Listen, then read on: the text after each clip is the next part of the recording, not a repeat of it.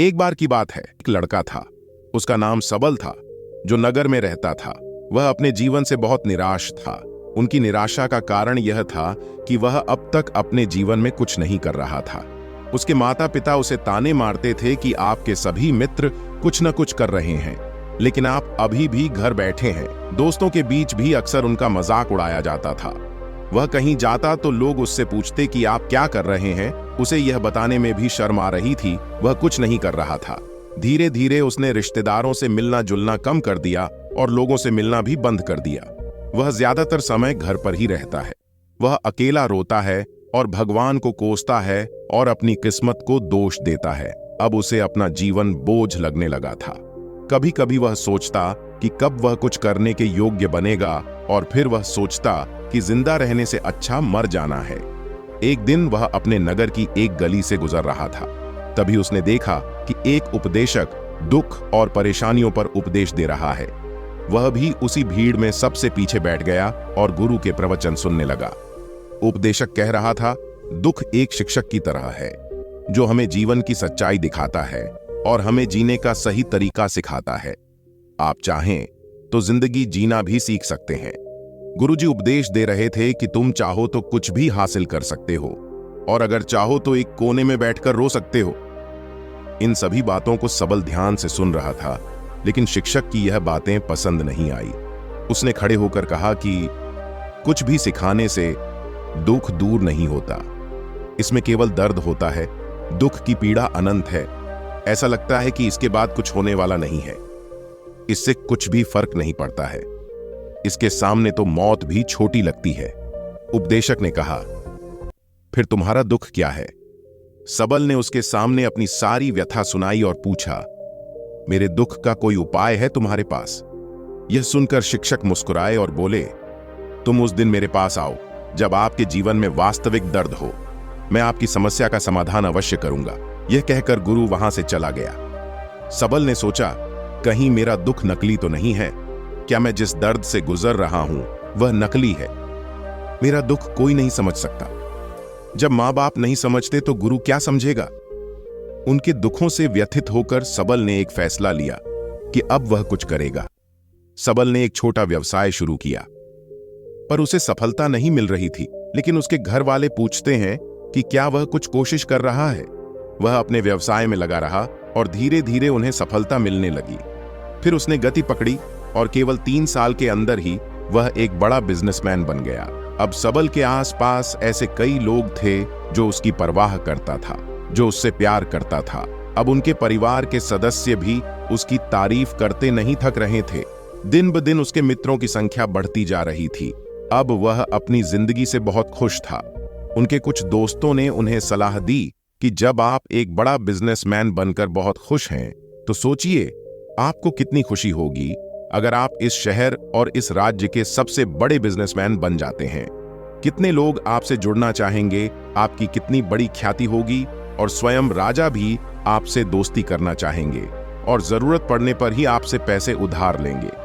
दोस्तों की यह बात सबल के मन में घर कर गई। अब वह और पैसे कमाने की कोशिश करने लगा, लेकिन उसे यह सब बहुत ही जल्दी चाहिए था। वह समय बर्बाद नहीं करना चाहता था। उनका अधिकांश समय इन चीजों को प्राप्त करने में गलाने लगा।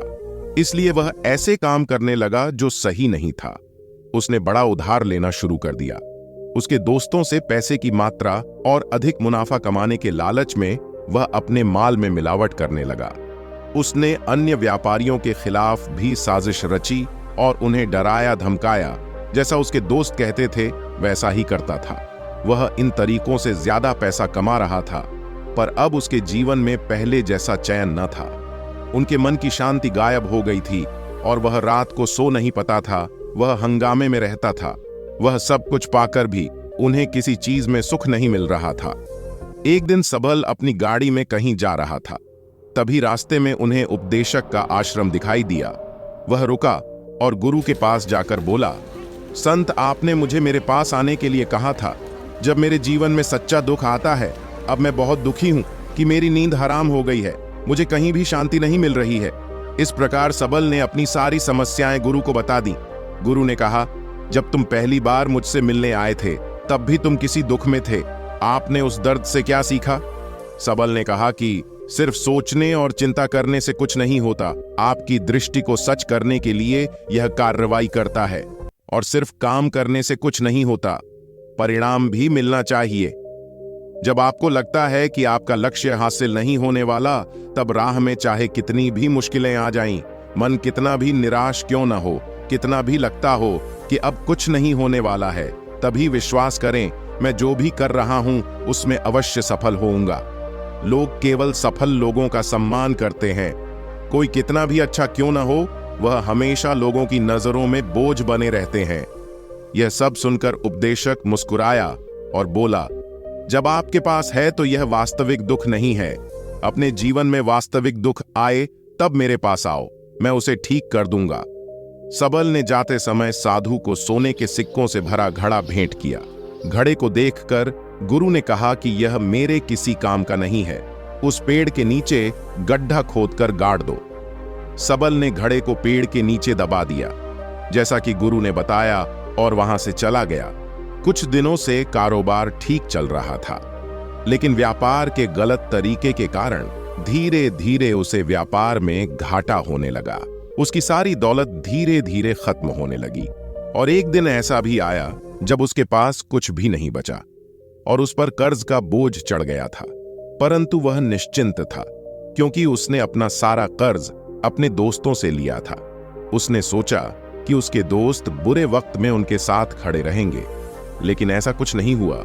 जैसे ही बुरा वक्त आया, दोस्त पहले उससे कर्ज मांगने लगे। अगर उसने कर्ज नहीं लौटाया, उन्होंने उसे जान से मारने की धमकी भी दी। उनके सभी शुभचिंतक और प्रियजन उससे दूर हो गए। उसके दोस्त, जो उसके साथ मस्ती किया करते थे, अब उससे दूर भाग रहे थे। उसका परिवार उसकी गलतियां और कमियां गिनने लगा। उनकी सारी संपत्ति नीलाम कर दी गई और उसके पास कुछ भी न बचा। जब उसने अपने पिता से मदद मांगी, पिता ने कहा कि मेरे पास थोड़ी सी संपत्ति है, मैं तुम्हारी मां को क्या कहूंगा अगर मैं तुम्हें दे दूं? यह संपत्ति हमारा अंतिम उपाय है। सबल के मन में गहरा दुख छा गया। उसके आसपास कोई नहीं था जो उनके दुख को समझ सके, जो उसे संभाल सके। जनता के इस विश्वासघात के कारण वह अंदर से टूट चुका था। वह सोचने लगा कि अब जीने का क्या मतलब है, अब मौत ही मेरा सहारा है। वह आत्महत्या करने के लिए पहाड़ी पर जा रहा था। तब से उसे याद आया कि उस शिक्षक ने उससे कहा था, मेरे पास आओ जब तुम्हारे जीवन में वास्तविक दुख हो। सबल गुरु के पास गया और अपनी सारी व्यथा सुनाई, आंखों में आंसू लिए। उसने कहा, हे गुरुजी, मेरे दुख का निवारण कीजिए। गुरु ने कहा, जब जीवन में असली दुख होता है तब मेरे पास आ जाना, मैं इसे जरूर ठीक करूंगा। सबल ने कहा कि ये क्या हो रहा है, मेरी जिंदगी में अभी दुख नहीं है, तो आखिर असली दुख क्या है? गुरुजी ने सबसे कहा कि पहले आप मुझे बताओ, आपने अपने दुख से क्या सीखा? सबल ने कहा कि मैंने वह सीखा, जो लोग हमारे जीवन में आते हैं वह हमारी सफलता और प्रगति के कारण वो हमें धोखा जरूर देंगे, क्योंकि बुरे समय में वे हमारे साथ नहीं खड़े होंगे। वे अच्छे समय में ही हमारा फायदा उठाएंगे और बुरे समय में हमें छोड़ देंगे। उन लोगों पर ही भरोसा करें जो हमारे बुरे समय में हमारे साथ खड़े रहते हैं। लेकिन ऐसे लोग बहुत कम होते हैं, लेकिन जिनके पास है उन्हें उनकी सराहना करनी चाहिए, उनका अपमान नहीं करना चाहिए। मैंने कभी भी किसी के खिलाफ साजिश नहीं रखना चाहिए। अपना काम ईमानदारी और धैर्य से करें और कभी लालची मत बनो। अपने सारे दुख दर्द और अनुभव बयां करने के बाद सबल गुरुजी के सामने आंखों में आंसू लिए बैठ गया। कुछ देर बाद साधु उठे और पेड़ के नीचे एक गड्ढा खोदा और घड़ा निकाल लिया, जो सोने के सिक्कों से भरा हुआ था। उसने सबल को देकर कहा, मेरे पास आओ जब तुम्हारे जीवन में वास्तविक दुख हो। सबल ने अपने शिक्षक को धन्यवाद दिया और उसे प्रणाम करके चला गया। उस पैसे से उन्होंने एक छोटा सा व्यवसाय शुरू किया। अब वह छोटा व्यापारी बनकर भी खुश हैं।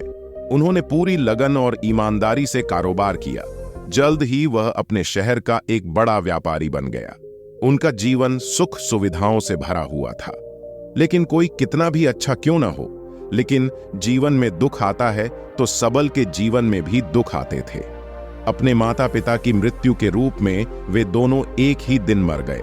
सबल अपने माता पिता से बहुत प्यार करता था, इसलिए उनके निधन से उन्हें गहरा सदमा लगा। वह शवों को ले गया, दोनों को श्मशान घाट ले गया जहां अंतिम संस्कार किया गया।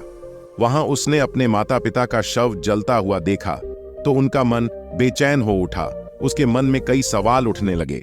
वह घर वापस आ गया, इसलिए उसने अपने माता पिता के घर और संपत्ति को देखा जिसके लिए उनके पिता हमेशा लड़ते रहे। आज जो छूटा पड़ा है, जिन्होंने इसकी देखभाल की, इसके लिए लड़ने वाले इस दुनिया से चले गए। उसके पिता ने जो कुछ कमाया वह सब यहीं रह गया। एक दिन पहले तक उसके पिता मारपीट करते थे किसी के साथ उसकी संपत्ति के लिए, आज वो खुद इस दुनिया से चले गए। उसका मन ऐसे अनेक विचारों के बवंडर में था। वह अंदर से अकेला और डरा हुआ महसूस कर रहा था। वह खाली महसूस कर रहा था। उसे लगा कि कुछ है, वह समझ नहीं सका। इसलिए वह गुरु के पास गया। उसे देखकर गुरुजी ने कहा, क्या जीवन में कोई दुख है? सबल ने कहा, वैसे तो जीवन में कोई दुख नहीं है, सब कुछ अच्छा चल रहा है, लेकिन आज मेरे माता पिता का देहांत हो गया है। मैं इस घटना से बेहद दुखी और परेशान हूं। गुरुजी ने कहा, इसमें दुखी होने की क्या बात है? एक दिन सबके अपनों को मरना है। कोई न कभी जिया है और न कभी रहेगा। एक दिन तुझे भी मरना है। शायद तुम कल ही मर जाओगे या आप आज भी मर सकते हो। सबल ने कहा, क्या कह रहे हो गुरु जी? मैं भी मर जाऊंगा, लेकिन मैं अभी जवान हूं। गुरु ने कहा कि सब जी रहे हैं इस भ्रम में कि मृत्यु केवल दूसरों को आती है, बड़ों के पास ही आती है, लेकिन जवान और बूढ़े मर जाते हैं, बच्चे मर जाते हैं। मौत का उम्र से कोई लेना देना नहीं है, यह सभी को प्रभावित करता है। मास्टर जी की ये बातें सबल के मन में घर कर गईं और वह चुपचाप चला गया। लेकिन उसका मन अभी भी बेचैन था। वह खाली महसूस कर रहा था। वह सारा दिन अपने बारे में ही सोचता रहा कि वह कौन है, वह इस दुनिया में क्यों आया है। क्या जीवन का लक्ष्य केवल चीजों को खाना और मरना है? ऐसे कई सवाल उसके दिमाग में लगातार उठ रहे थे, लेकिन उन्हें अपने किसी भी सवाल का जवाब नहीं मिल रहा था और उसका दुख दिन ब दिन बढ़ता ही जा रहा था। इसलिए कुछ दिन बाद वह फिर से गुरुजी के पास पहुंचा और बोला, हे स्वामी, मैं बहुत दुखी हूं क्योंकि मैं यह नहीं जान पा रहा हूं कि मैं कौन हूं और मैं इस दुनिया में क्यों आया। यह सुनकर गुरुजी मुस्कुराए और बोले, आज आपके जीवन में पहली बार सच्चा दुख उत्पन्न हो गया है। ये वास्तव में दुख कहलाने के लायक है। हम नहीं जानते कि हम कौन हैं, हम क्यों आए हैं, क्या करें, कैसे करना है। सबल ने अपने गुरु से कहा कि उसकी दुर्दशा दूर करो। गुरु ने कहा कि हम सभी इंसान हैं, जीवन भर संग्रह करते रहते हैं। सबल ने कहा कि सभी इंसान जीवन भर धन, सम्मान, परिवार, प्रतिष्ठा, मित्र, शत्रु आदि जमा करता है। गुरु ने पूछा, क्या हम एकत्रित की गई चीजों में से कुछ भी अपने साथ ले जा सकते हैं? सबल ने कहा, कोई भी इंसान अपने साथ कुछ भी नहीं ले जा सकता, वह सिर्फ अकेला ही जाता है। मेरे माता पिता भी अपने साथ कुछ भी नहीं लेकर गए। सब कुछ, धन, संपत्ति, वैभव, सब कुछ यहां पर छोड़कर गए। शिक्षक ने कहा, अब मेरी बात ध्यान से सुनो। इस संसार में हमें जो संग्रह करना चाहिए वह हम नहीं करते। चीजें हमारे सामने होती हैं, लेकिन हम उन्हें देखने की कोशिश नहीं करते। हमें इस दुनिया में जो कुछ भी इकट्ठा करना है वह हम खुद हैं। हमें खुद को जुटाना होगा ताकि जब हम मरें तो हम एकजुट हो सकें और खुद को पहचानने में सक्षम होने के लिए हम अंदर बटे हुए हैं। हम प्यार, नफरत, गुस्सा, ईर्ष्या में बंटे हुए हैं। क्रूरता, धन, स्थिति, प्रतिष्ठा, सम्मान, पहचान, धर्म, जाति, सैकड़ों हजारों ऐसी चीजों और इच्छाओं में हम विभाजित हैं और टुकड़ों में जीवन जी रहे हैं। इस विभाजन के कारण हमारी चेतना कभी एक नहीं हो सकती। हमारी चेतना शक्ति बिखरी हुई है, इसलिए हमारे पास इतना समय नहीं है, इतनी ऊर्जा नहीं कि हम मुड़ सकते हैं और अपने भीतर देख सकते हैं।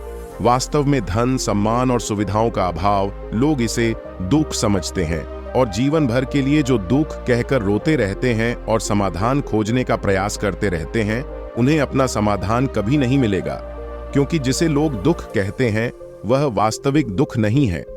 यह सिर्फ एक आदमी की इच्छा है, उसकी इच्छा कभी पूरी नहीं होती। इसीलिए व्यक्ति को कभी उनके प्रश्नों का समाधान नहीं मिलता। इसीलिए इन सब से परे, यदि आप अपने दुखों का अंतिम समाधान चाहते हैं तो सबसे पहले खुद को समेटो। इस दुनिया से अपनी ऊर्जा वापस ले लो और इकट्ठा करो, अपने आप पर ध्यान केंद्रित करो, स्वयं पर ध्यान दो। अपने मृत्यु से पहले अपने आप को जानने की कोशिश करो, बिखरो मत।